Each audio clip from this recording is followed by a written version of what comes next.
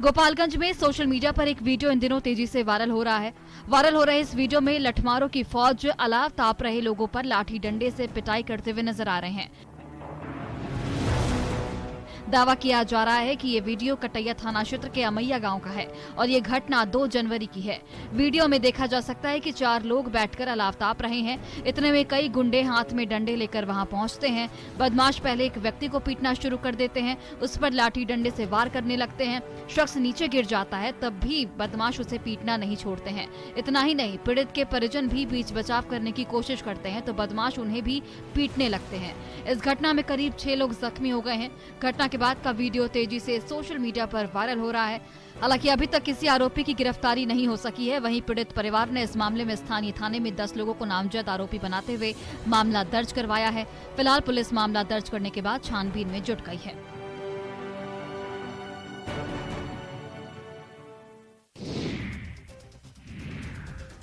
मुंगेर में लगातार चोरी की घटनाएं बढ़ती जा रही हैं। चोर आए दिन चोरी की घटनाओं को अंजाम देते हैं। वहीं कुछ दिनों से शहर में साइकिल चोरी की घटनाएं बढ़ गई हैं। चोर दुकानों और घरों के बाहर रखी साइकिल पर हाथ साफ कर आसानी से फरार हो जाते हैं।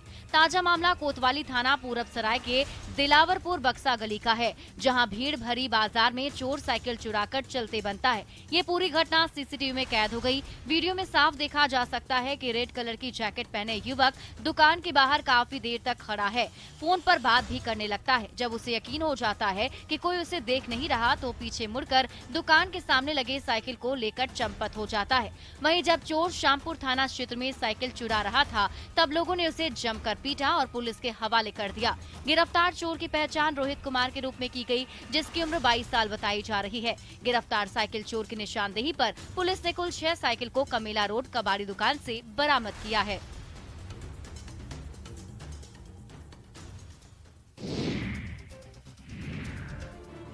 जब किस्मत साथ ना हो तो कुछ भी कर लीजिए, आपके हाथ कुछ आने वाला नहीं है।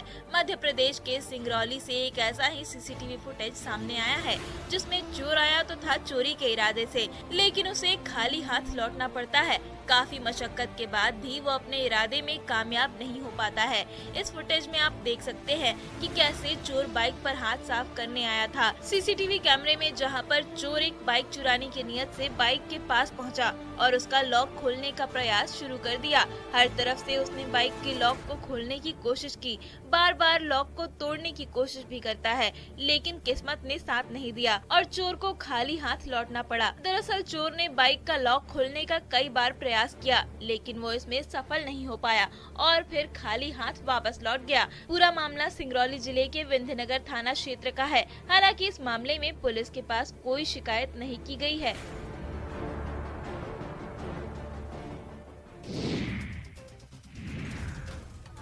बिहार में लागू शराबबंदी के बीच भी शराब कारोबारियों के हौसले बुलंद हैं और विभिन्न इलाकों में कारोबारी महुआ शराब का निर्माण कर इसकी बिक्री में लगे हुए हैं।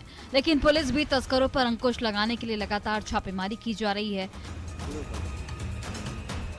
इसी कड़ी में रविवार की पूरे दिन और देर शाम तक उत्पाद विभाग की टीम ने बेगूसराय के बछवाड़ा थाना क्षेत्र के अरबा, कदराबाद, रुदौली, बेगमसराय सहित विभिन्न इलाकों में सघन छापेमारी की, जिसमें डॉग स्क्वाड टीम का भी सहारा लिया गया।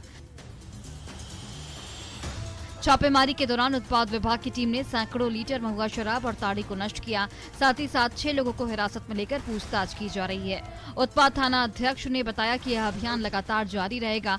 हिदायत के बावजूद भी लोग अवैध तरीके से शराब का निर्माण कर रहे हैं, लेकिन पुलिस इन लोगों पर अंकुश लगाने के लिए कार्रवाई कर रही है ताकि जिले में शराब का काला कारोबार रोका जा सके।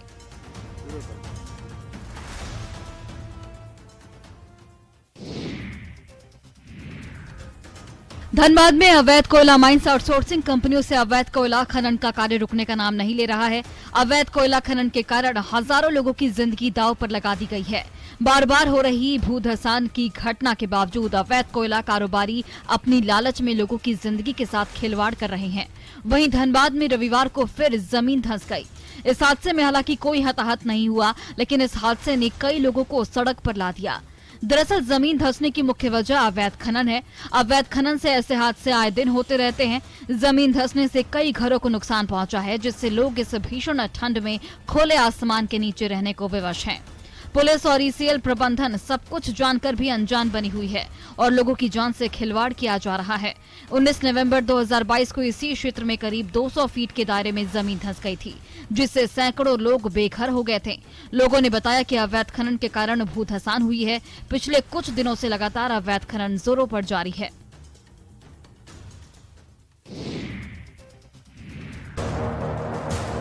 गुमला के घाघरा थाना क्षेत्र में जंगली हाथियों की मौजूदगी से ग्रामीण दहशत में हैं। हाथियों ने रूकी पंचायत के कई गांवों में जाकर जमकर उत्पात मचाया। इस दौरान हाथियों ने 8 घरों को क्षतिग्रस्त कर दिया। ग्रामीण हाथियों के भय से रत जगह करने को मजबूर हैं। दरअसल देर शाम हाथियों का झुंड इलाके में पहुंच गया। हाथियों को देखकर ग्रामीणों में दहशत फैल गई। इस दौरान हाथियों ने जमकर उत्पात मचाया, कई घरों को तोड़ दिया और फसलों को भी नुकसान पहुँचाया। बताया जा रहा है कि हाथियों के झुंड में कुल 22 हाथी शामिल हैं।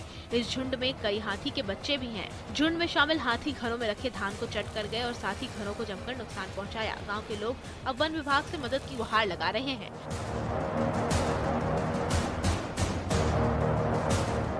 और मुआवजे की मांग कर रहे हैं। साथ ही ग्रामीणों का कहना है कि हाथियों को खदेड़ने में वन विभाग असफल साबित हो रहा है, जिसका खामियाजा उन्हें भुगतना पड़ रहा है।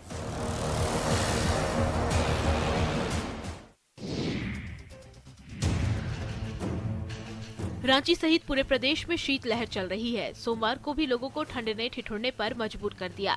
कांके में भी न्यूनतम तापमान 0 डिग्री सेल्सियस तक रिकॉर्ड किया गया, जबकि रविवार को भी यहां तापमान 0 डिग्री सेल्सियस तक ही था। सुबह घास पर गिरी ओस की बूंदें जम गई। पारा गिरने की वजह से पूरे क्षेत्र में पिछले 4 दिनों से लगातार ठंड पड़ रही है।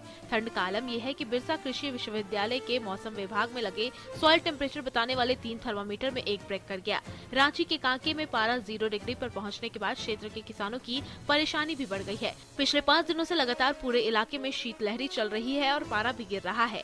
पारा गिरने की वजह से आलू, पत्ता गोभी और फूल गोभी की खेती को खासा नुकसान पहुंच रहा है। पारा गिरने से पौधों के पत्तों का रंग भी बदल जा रहा है, साथ ही पत्ते फट भी जा रहे हैं। वहीं रामगढ़ में ठंडी हवाओं से तापमान में लगातार गिरावट हो रही है। यहाँ न्यूनतम तापमान 7 डिग्री तक पहुँच गया है। प्रशासन की तरफ से कई जगहों पर अलाव की व्यवस्था की गई है, लेकिन ग्रामीण क्षेत्र में व्यवस्था नहीं होने से लोग परेशान हैं।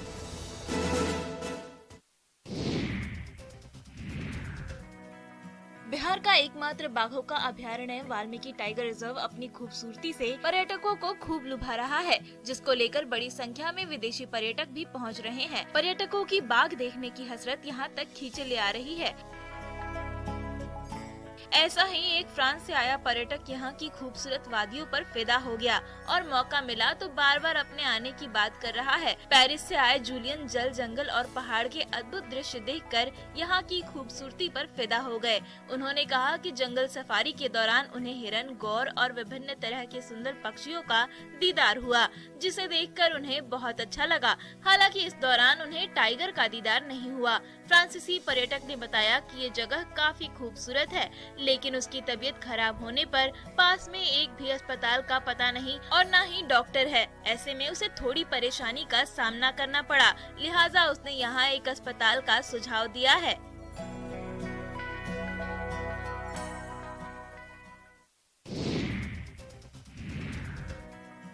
साइबर क्राइम के लिए बदनाम जामताड़ा के किसान ने अब जिले की एक नई पहचान बनाई है।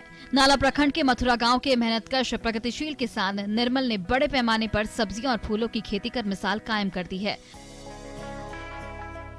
बारिश की कमी से बंजर होती भूमि पर इस किसान ने अपनी 1 एकड़ जमीन पर व्यापक पैमाने पर ब्रोकली, बंद गोभी, सफेद फूल गोभी, मूली समेत कई सब्जियां लगाई हैं। इन्होंने फूलों की खेती कर आसपास के इलाके को महका दिया है। गेंदा, रजनीगंधा, ग्लेडियस फूल इनके खेत की शोभा बढ़ा रहे हैं। निर्मल के सब्जियों और फूलों की डिमांड जामताड़ा जिले के अलावा पश्चिम बंगाल के बाजारों में भी है, जिससे उन्हें सालाना लाखों की आमदनी होती है। ये दूसरे युवाओं को भी खेती के जरिए आत्मनिर्भर बनाने की प्रेरणा दे रहे हैं। निर्मल ने कहा कि युवा, बेरोजगार और किसान अपने पड़ती जमीन पर खेती कर लाखों की आमदनी कर सकते हैं, बस उन्हें अपने खेतों में मेहनत करने की जरूरत है।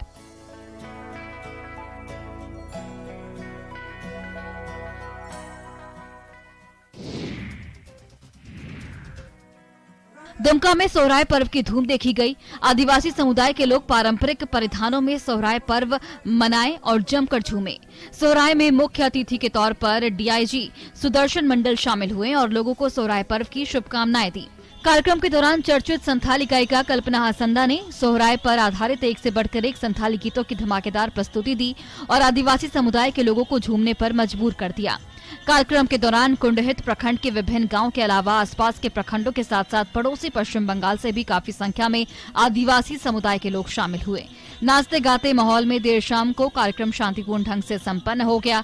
कार्यक्रम के सफल आयोजन में प्रखंड विकास पदाधिकारी श्रीमान मरांडी के अलावा दिशोम सोहराय समिति के तमाम कार्यकर्ताओं की महत्वपूर्ण भूमिका रही।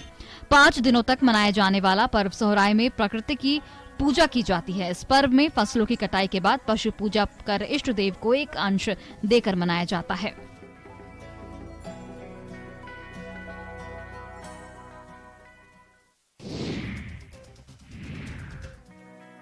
मुंगेर में चौक चौराहों पर अब तिलकुट की दुकानें सज चुकी हैं। मकर संक्रांति को लेकर दुकानों में भीड़ देखी जा रही है। कई दुकानों में गया से आए कारीगर तिलकुट बनाने में जुटे हुए हैं। कारीगर लोगों के सामने ही तिलकुट बनाकर बेच रहे हैं। यहाँ कई प्रकार के तिलकुट की डिमांड है। खस्ता, गुड़, चीनी और खोआ के तिलकुट बनाए जा रहे हैं और लोग भी मकर संक्रांति से पहले अपने प्रियजनों के लिए संदेश के रूप में तिलकुट की खरीदारी करने में जुटे हैं। दुकानदारों ने बताया कि यहाँ 240 रुपए से लेकर 400 रुपए तक का तिलकुट मिलता है, जो खाने में काफी स्वादिष्ट होता है। साथ ही बताया कि त्योहार के 1 महीने पहले ही कारीगर गया से आ जाते हैं और तिलकुट बनाने में जुट जाते हैं, ताकि त्योहार में घरों में तिलकुट की महक बिखर सके। ज्योतिष के अनुसार मकर संक्रांति के दिन तिल गुड़ खाने से और दान करने से सूर्य देव और शनि देव दोनों की कृपा प्राप्त होती है। मान्यता है कि लाइफ में सफलता पाने के लिए इन दोनों ही ग्रहों की कृपा बनी रहनी चाहिए।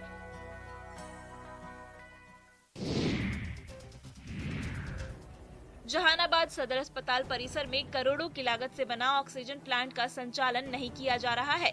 एक बार फिर से कोरोना संक्रमण का खतरा वापस लौटता दिखाई दे रहा है, लेकिन यहां ऑक्सीजन प्लांट मामूली सेंसर और कंप्रेसर की गड़बड़ी की वजह से पिछले कई दिनों से बंद है। कोरोना की दूसरी लहर में कई लोगों की जान ऑक्सीजन की कमी से गई थी। विभाग के लोग भले ही किसी की जान की कीमत नहीं समझे, लेकिन जिन्होंने ऑक्सीजन की कमी की वजह से अपना परिवार खोया है, वो आज भी ऑक्सीजन की महत्ता को नहीं भूल पाए हैं। कोरोना काल में ऑक्सीजन की किल्लत होने के बाद पीएम केयर निधि से सदर अस्पताल में ऑक्सीजन प्लांट की स्थापना की गई थी। यूनिट का शुभारंभ बड़े तामझाम से किया गया था। मौके पर तत्कालीन डीएम और सिविल सर्जन ने उक्त ऑक्सीजन प्लांट से प्रति मिनट 500 लीटर ऑक्सीजन आपूर्ति होने की बात कही थी, जिसके बाद जिला वासियों में ऑक्सीजन की कमी नहीं होने की आस जगी थी। लेकिन निर्माण के बाद से ही ऑक्सीजन प्लांट के अधिकांश समय बंद रहने से लोगों की आशा निराशा में बदल गई है। बिहार पुलिस बदलाव के दौर में कभी एक दौर था जब किसी भी गांव या मोहल्ले में पुलिस के आते ही लोग सहम जाते थे। खाकी के इस खौफ को पीपल फ्रेंडली पुलिसिंग के तरीके से समय समय पर बहुत हद तक बदलने की कोशिश पहले से होती रही, लेकिन आने वाले दिनों में खाकी अब खौफ नहीं बल्कि समाज के लिए समर्पित होकर लोगों की मददगार बने। इसी को लेकर BMP 7 में प्रशिक्षण ले रहे हजारों प्रशिक्षुओं को कटिहार के आदिवासी बहुल भवरा पंचायत में लोगों से रूबरू करवाते हुए विशेष प्रशिक्षण दिया गया है। अपराध नियंत्रण के साथ साथ नशा मुक्त समाज निर्माण के लिए पुलिस की क्या भूमिका होनी चाहिए, इस पर विशेष ट्रेनिंग के माध्यम से प्रशिक्षु सिपाहियों को ट्रेनिंग दी गई। सुदूर गांव के लोग भी वर्दी वालों के इस बदलाव को देखकर बेहद खुश हैं। समाज के लिए समर्पित पुलिस के इस विशेष प्रशिक्षण के माध्यम से नशा मुक्त और अपराध मुक्त समाज निर्माण की कवायद पर स्थानीय ग्रामीण भी काफी खुश हैं।